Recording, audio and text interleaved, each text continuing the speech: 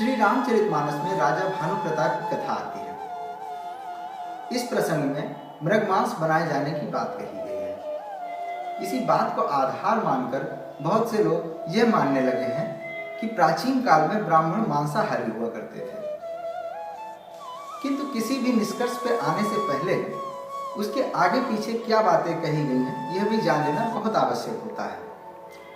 इस संदर्भ में सही जानकारी के लिए आइए सबसे पहले हम पढ़ते हैं रामचरितमानस में लिखी गई चौपाइयाँ, जिसमें इस कथा का विवरण किया गया है। नृप हर्ष्यों पहचान गुरु भ्रम बस रहा न चेत, बरे तुरत सत सहस बर विप्र कुटुंब समेत। उपरोहित जीवनार बनाई छरस चार विधि जस श्रुति गई, माया मैं तह कीन रसोई बिंजन बहुगन सकै न कोई। विविध मृगन कर आमिष रांधा तहि महु विप्र मांस उखल सांधा। अब यहाँ विशेष ध्यान दें पंक्तियों में प्रयोग किए गए मायामय शब्द पर।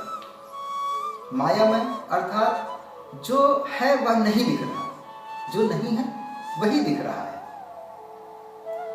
अब आगे की पंक्तियों पर भी गौर करते हैं, क्या कहा गया है।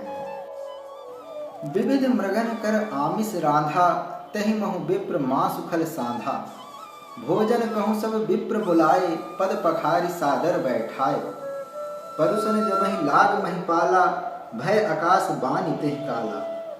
विप्र वृंदि उठि उठि ग्रह जाऊं है बड़ी हानि अन्न जनि खाऊं। भयम रसोई भूसुर मासु सब द्विज उठे मानि विश्वासु। भूप विकल मति मोह भुलानी भावी बस न आव मुखबानी। यहाँ आकाशवाणी में कही गई इस पंक्ति पर विशेष ध्यान दें कि है बड़ी हानि अन्न जन खाहु। ध्यान दीजिएगा, अन्न यानी कि मांस खाने के लिए नहीं मना किया गया। वहां पर बैठे हुए सभी ऋषि मुनियों को यह कहा गया कि ये जो आपके सामने अन्न परोसा गया है उसे मत खाइए। अब बात आती है कि जब मांस बना था तो यहाँ अन्न कहाँ से परोसा गया, तो पुनः और पीछे जाए और ध्यान दें उस मायामय शब्द पर।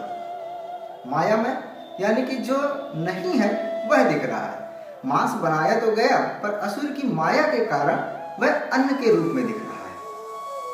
तभी राजा भी भ्रमित है, वह अन्न समझ के परस रहा है और वहां पर उपस्थित सभी ब्राह्मण जन ऋषि मुनि उसे अन्न समझकर खाने के लिए बैठ रहे थे।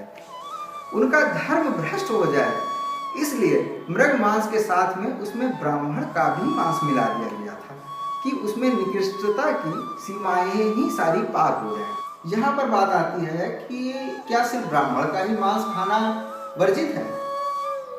मृग का मांस खाया जा सकता था प्राचीन काल में क्या?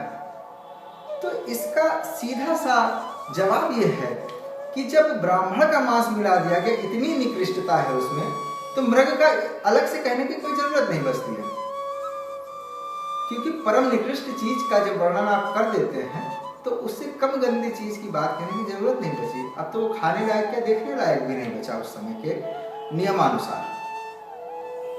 फिर बात आती है क्या ब्राह्मण लोग उस समय मांसाहारी थे?